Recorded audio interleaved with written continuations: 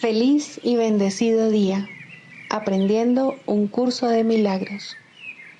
El secreto de la verdadera oración es olvidarte de las cosas que crees necesitar. Pedir algo específico es igual que ver el pecado primero y luego perdonarlo. Del mismo modo, al orar pasas por alto tus necesidades específicas, tal como las ves, y las dejas en manos de Dios. Ahí se convierten en los regalos que le haces, pues le dicen que no antepondrás otros dioses a Él, ni que quieres otro amor que el suyo. Este libro es un comienzo, no un final.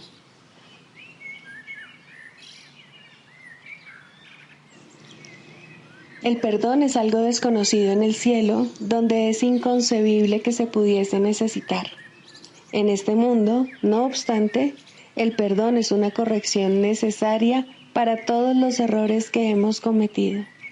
Perdonar a otros es la única manera en que nosotros mismos podemos ser perdonados, ya que refleja la ley celestial, según la cual dar es lo mismo que recibir. El cielo es el estado natural de todos los hijos de Dios, tal como Él los creó. Esa es su realidad eternamente, la cual no ha cambiado porque nos hayamos olvidado de ella.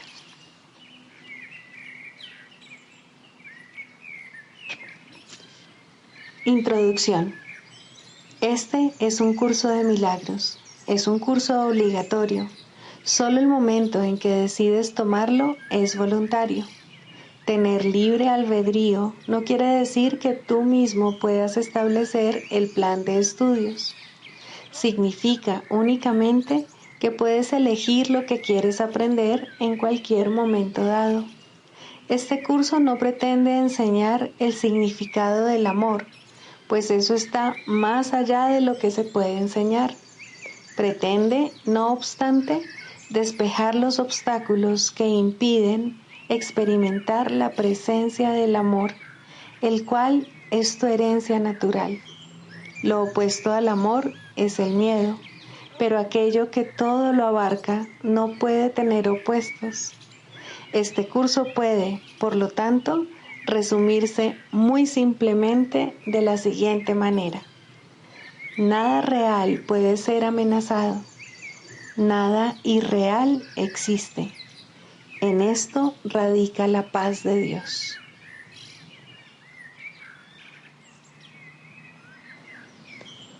El contenido perceptual de los milagros es la plenitud.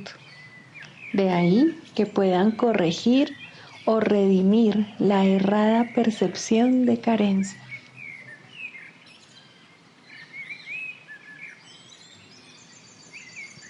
Capítulo 5. Curación y plenitud. Primero, la invitación al Espíritu Santo. La curación es un pensamiento por medio del cual dos mentes perciben su unidad y se regocijan. Su gozo exhorta a todos los miembros de la filiación a que se regocijen junto con ellas y permite que Dios acuda a ellas y se manifieste a través de ellas. Solo la mente sana puede experimentar una revelación de efectos duraderos, porque la revelación es una experiencia de pura dicha.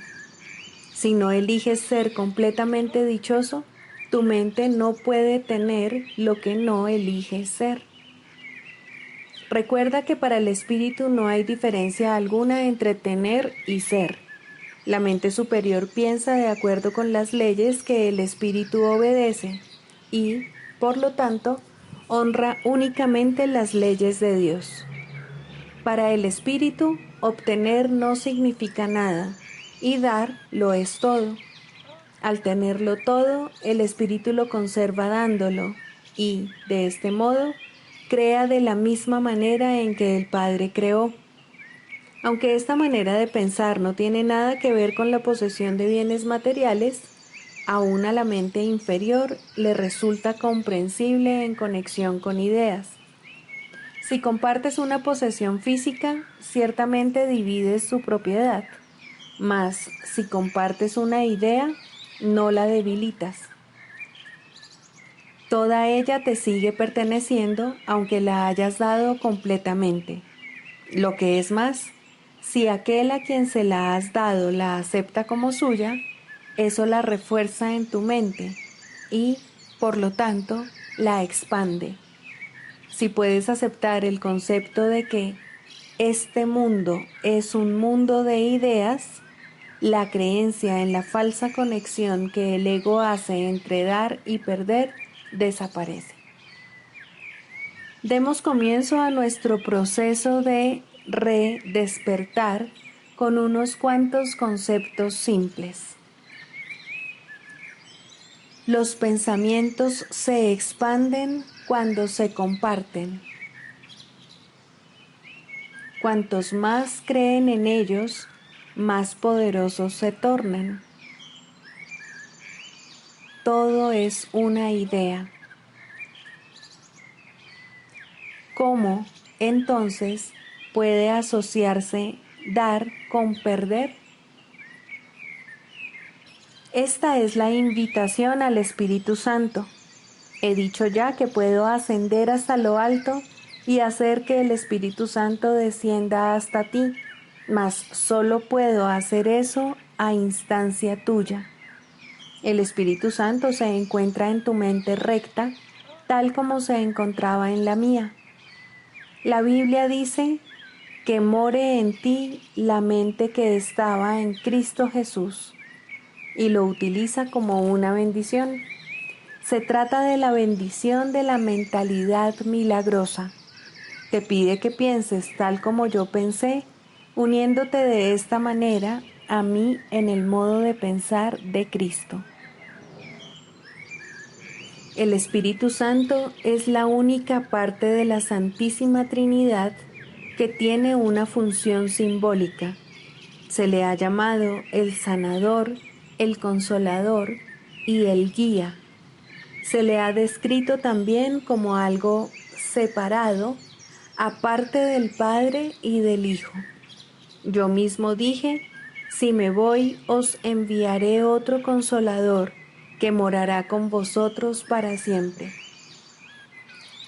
Su función simbólica hace que Él sea difícil de entender, ya que todo simbolismo se presta a diferentes interpretaciones.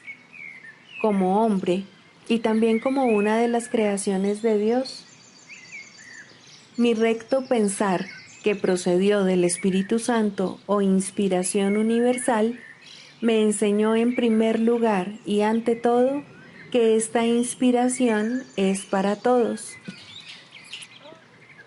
Yo mismo no hubiese podido gozar de ella de no haber sabido esto.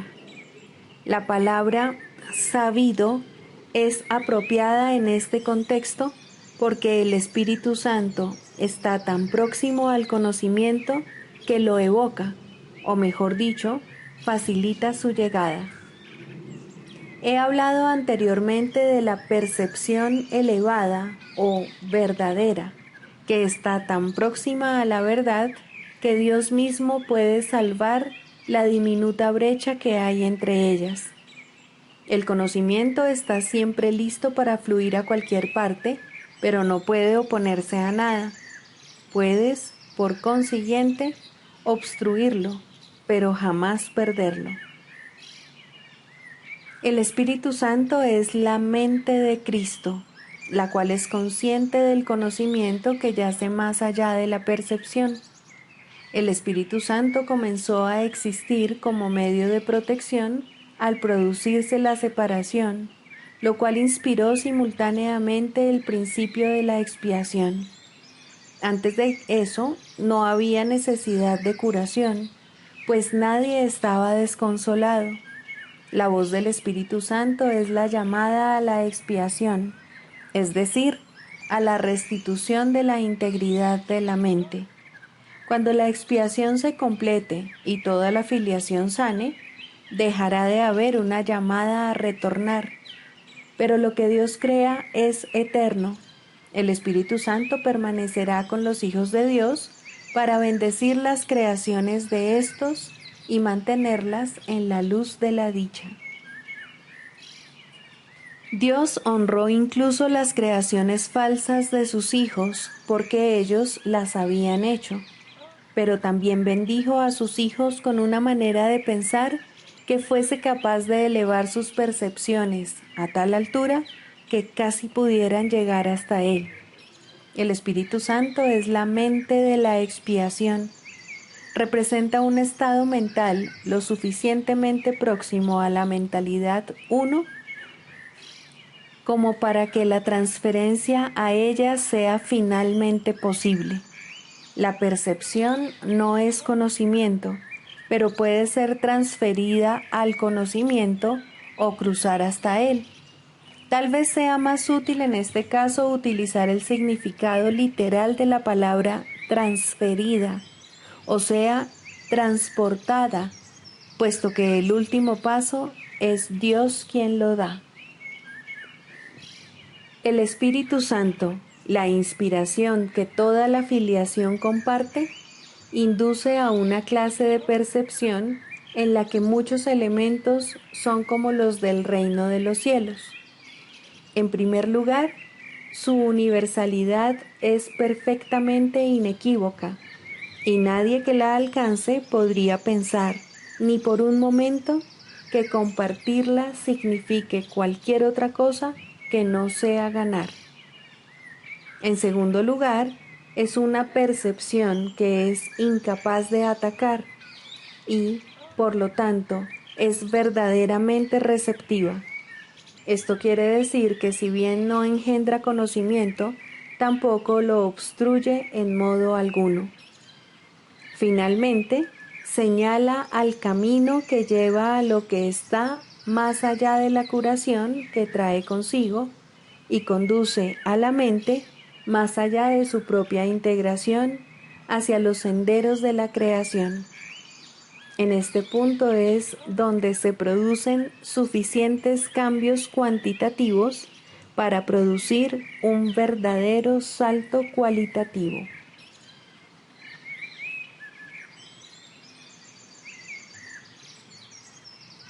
Libro de ejercicios. Pregunta 10. ¿Qué es el juicio final? El segundo advenimiento de Cristo le confiere al Hijo de Dios este regalo: poder oír a la voz que habla por Dios, proclamar que lo falso es falso y que lo que es verdad jamás ha cambiado. Y este es el juicio con el que a la percepción le llega su fin. Lo primero que verás será un mundo que ha aceptado que esto es verdad, al haber sido proyectado desde una mente que ya ha sido corregida. Y con este panorama santo, la percepción imparte una silenciosa bendición y luego desaparece al haber alcanzado su objetivo y cumplido su misión.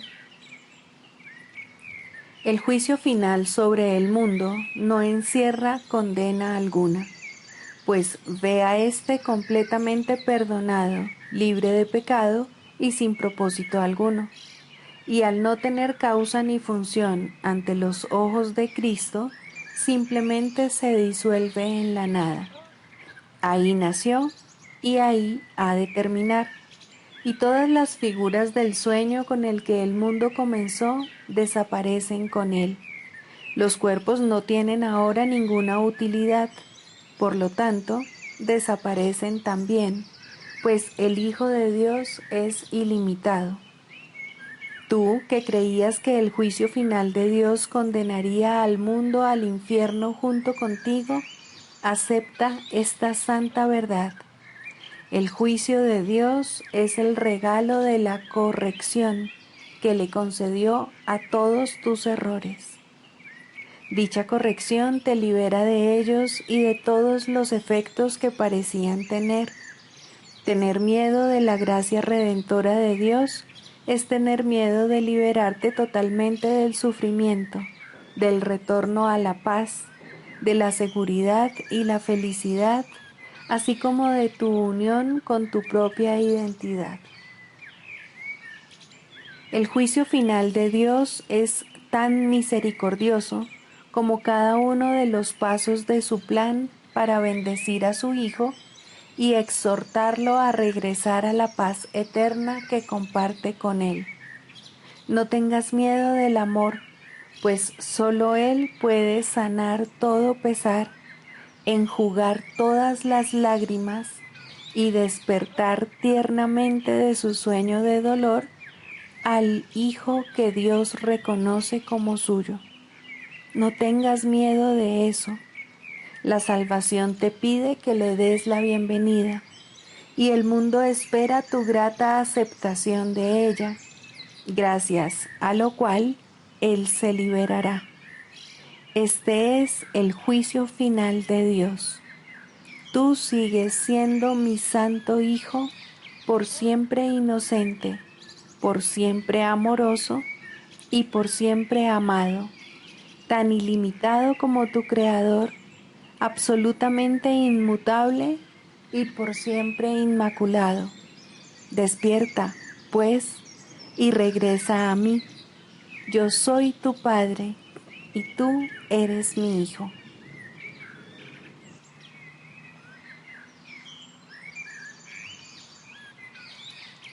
Lección 314. Busco un futuro diferente del pasado. De una nueva percepción del mundo nace un futuro muy diferente del pasado. El futuro se ve ahora simplemente como una extensión del presente. Los errores del pasado no pueden ensombrecerlo, de tal modo que el miedo ha perdido sus ídolos e imágenes y, al no tener forma, deja de tener efectos. La muerte no podrá reclamar ahora el futuro, pues ahora la vida se ha convertido en su objetivo y se proveen gustosamente todos los medios necesarios para su logro. ¿Quién podría lamentarse o sufrir cuando el presente ha sido liberado y su seguridad y paz se extienden hasta un futuro tranquilo y lleno de júbilo? Padre, cometimos errores en el pasado, pero ahora elegimos valernos del presente para ser libres. Ponemos el futuro en tus manos y dejamos atrás nuestros errores pasados, seguros de que tú cumplirás las promesas que nos haces en el presente y de que bajo su santa luz dirigirás el futuro.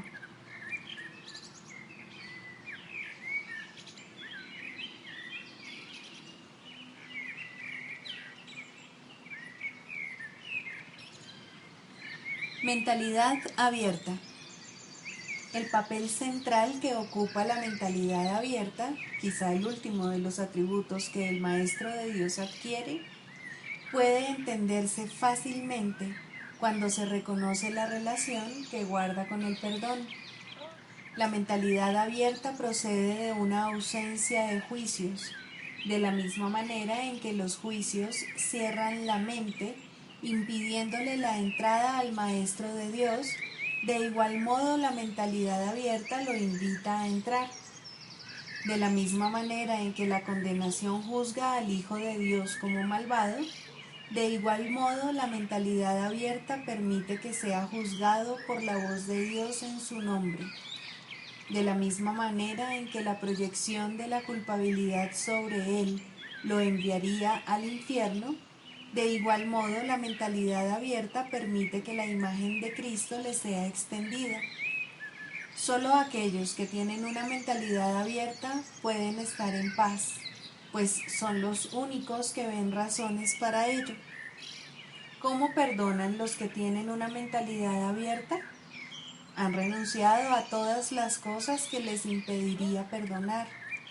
Han abandonado realmente el mundo y han permitido que éste les sea restaurado con tal frescura y en júbilo tan glorioso que jamás hubiesen podido concebir un cambio así. Nada es ahora como era antes. Todo lo que antes parecía opaco y sin vida, ahora no hace sino refulgir. Lo que es más, todas las cosas les dan la bienvenida, ya que ha desaparecido toda sensación de amenaza. Ya no quedan tinieblas que oculten la faz de Cristo. Ya se ha logrado el objetivo.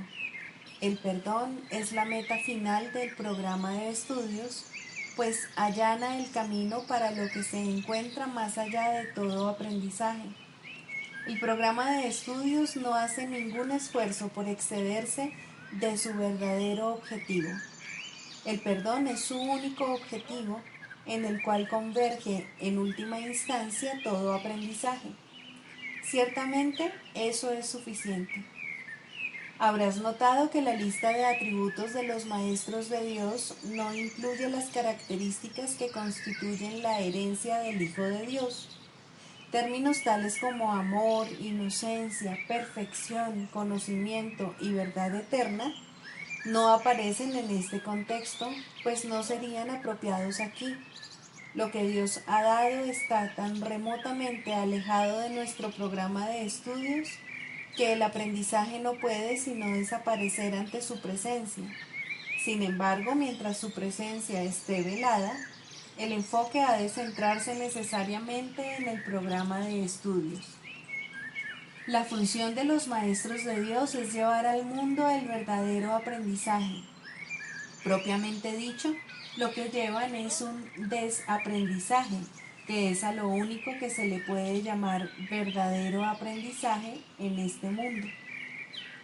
A los maestros de Dios se les ha encomendado la función de llevar al mundo las buenas nuevas del completo perdón. Bienaventurados son, en verdad, pues son los portadores de la salvación.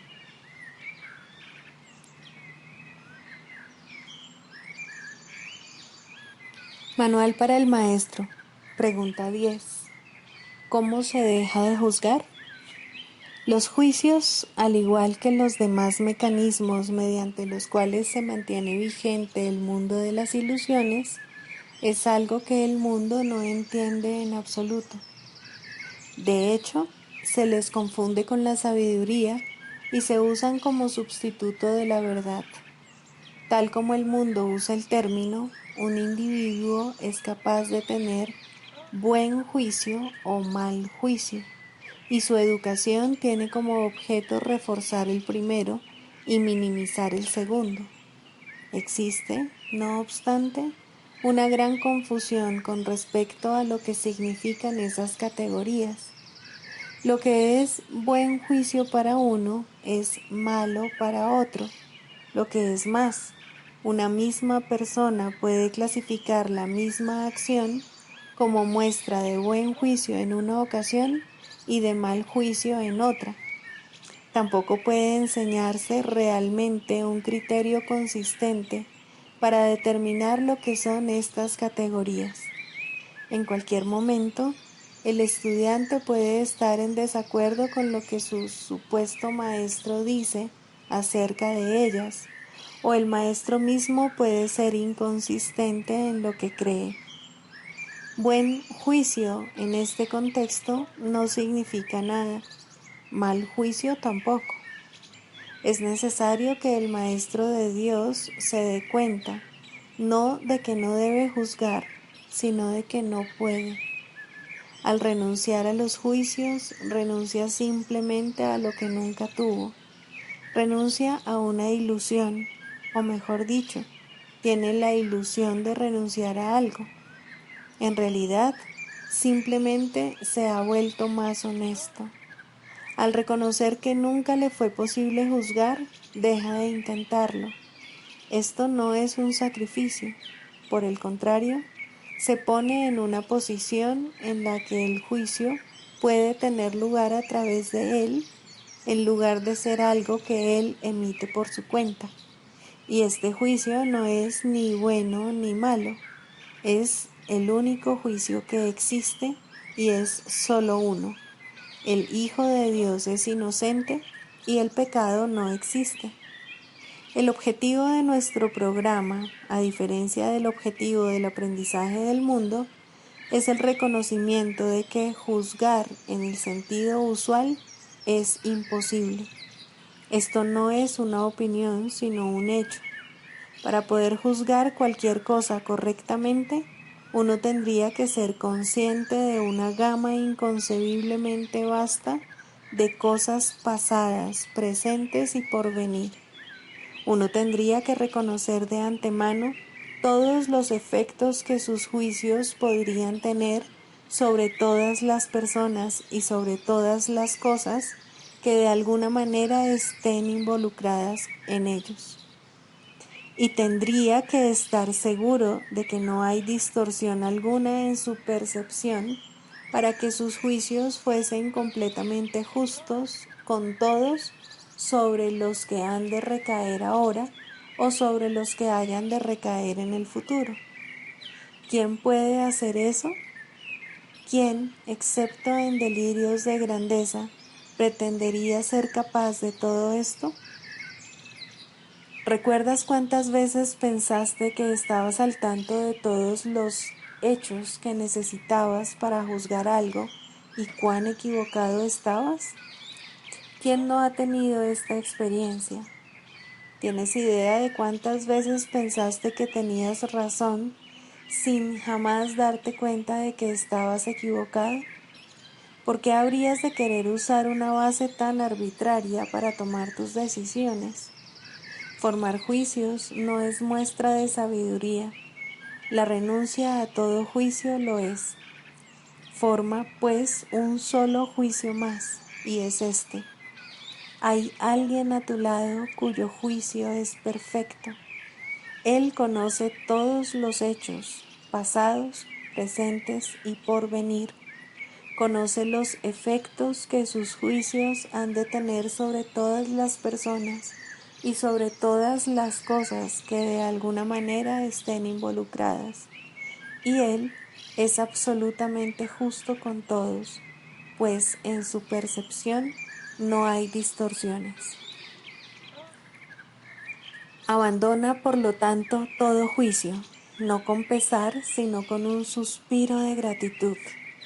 Ahora estás libre de una carga tan pesada que solo podría haberte hecho tambalear y caer debajo de ella.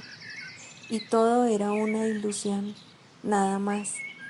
Ahora el Maestro de Dios puede levantarse aliviado y marchar hacia adelante con paso ligero, mas este no es su único beneficio.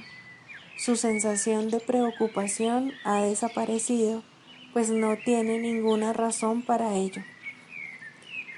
La ha abandonado junto con sus juicios. Se entregó a aquel en cuyo juicio ha elegido ahora confiar en lugar del suyo propio. Ya no comete errores, su guía es infalible, y donde vino a juzgar, ahora va a bendecir. Donde ahora ríe, antes venía a llorar. No es difícil renunciar a los juicios, lo que sí es difícil es aferrarse a ellos. El Maestro de Dios los abandona gustosamente en el instante en que reconoce su costo. Toda la fealdad que ve a su alrededor es el resultado de ellos, al igual que todo el dolor que contempla. De los juicios se deriva toda soledad y sensación de pérdida, el paso del tiempo y el creciente desaliento, la desesperación enfermiza y el miedo a la muerte. Ahora, el Maestro de Dios sabe que todas esas cosas no tienen razón de ser, ni una sola es verdad. Habiendo abandonado su causa, todas ellas se desprenden de él, ya que nunca fueron sino los efectos de su elección equivocada. Maestro de Dios, este paso te brindará paz. ¿Cómo iba a ser difícil anhelar solo esto?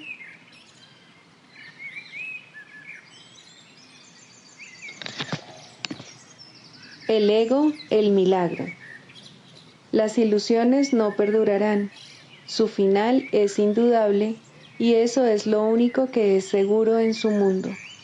Por eso es por lo que es el mundo del ego. ¿Qué es el ego? El ego no es más que un sueño de lo que en realidad eres, un pensamiento de que estás separado de tu Creador y un deseo de ser lo que él no creó. El ego es un producto de la locura, no de la realidad. Es tan solo un nombre para lo innombrable, un símbolo de lo imposible, una elección de opciones que no existen. Le damos un nombre solo para que nos ayude a entender que no es más que un pensamiento ancestral según el cual aquello que se ha inventado es inmortal. Mas, ¿qué podría proceder de ello excepto un sueño que, al igual que todos los demás sueños, tan solo puede terminar en la muerte? ¿Qué es el ego? El ego no es nada, pero se manifiesta de tal forma que parece ser algo. En un mundo de formas no se puede negar al ego, pues solo él parece real.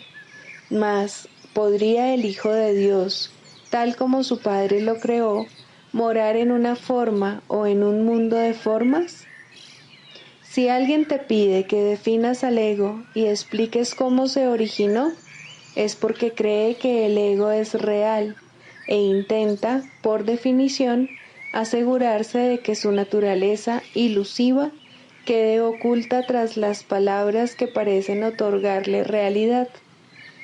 Ninguna definición que se haya hecho de una mentira puede hacer que ésta sea verdad, ni tampoco puede haber una verdad que las mentiras puedan realmente ocultar. La irrealidad del ego no se niega con palabras, ni su significado se vuelve claro por el hecho de que su naturaleza parezca tener una forma. ¿Quién puede definir lo indefinible? Sin embargo, incluso para esto hay una respuesta.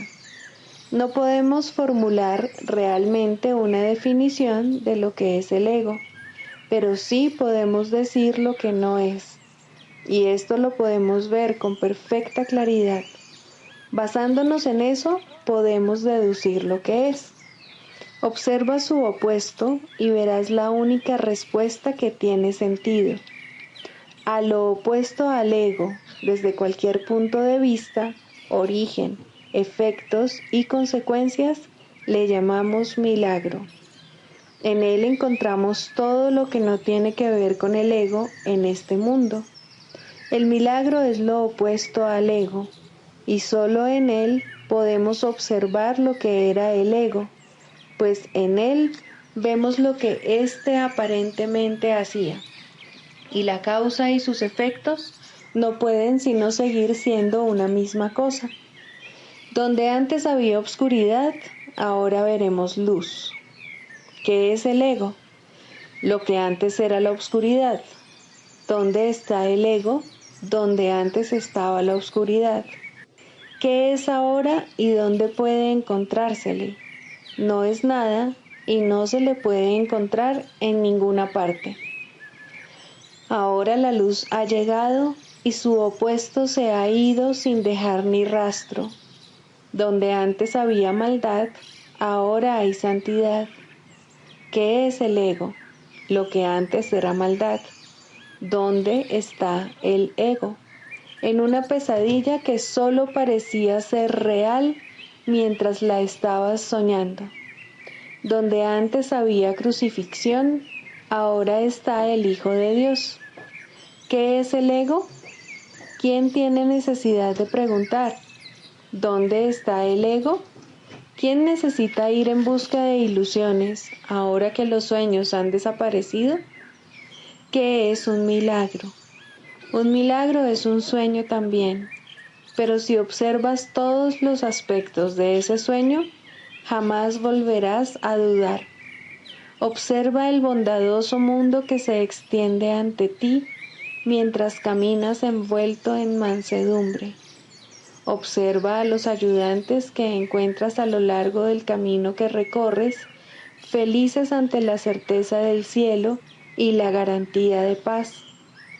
Y observa también, por un instante, lo que por fin dejaste atrás y finalmente pasaste de largo. Esto es lo que era el ego, el odio cruel, la necesidad de venganza y los gritos de dolor, el miedo a la muerte y el deseo de matar, la ilusión de no tener hermanos y el yo que parecía estar solo en el universo. El milagro corrige este terrible error con respecto a ti mismo, con la misma dulzura con la que una madre amorosa adormece con su canto a su criatura. ¿No preferirías escuchar un canto así? ¿No contestaría ese canto todo lo que pensabas preguntar, haciendo incluso que la pregunta dejase de tener sentido? Tus preguntas no tienen respuesta, ya que han sido planteadas para acallar la voz de Dios, la cual nos hace a todos una sola pregunta.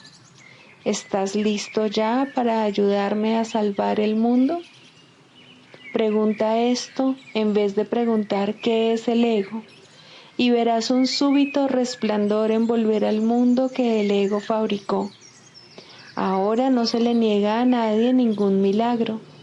El mundo se ha salvado de todo lo que tú pensabas que era, y lo que es ha sido siempre absolutamente puro y jamás ha sido condenado. El milagro perdona, el ego condena. No se necesita ninguna otra definición para ninguno de ellos excepto esta. Mas, ¿qué definición podría ser más cierta o estar más a tono con lo que es la salvación? Con esto, el problema y la respuesta se llevan una al lado del otro, y al estar finalmente juntos, la elección es obvia. ¿Quién elegiría el infierno de reconocer que eso es lo que está eligiendo? ¿Y quién no seguiría adelante un poco más cuando le ha sido dado comprender que el camino es corto y que el cielo es su meta?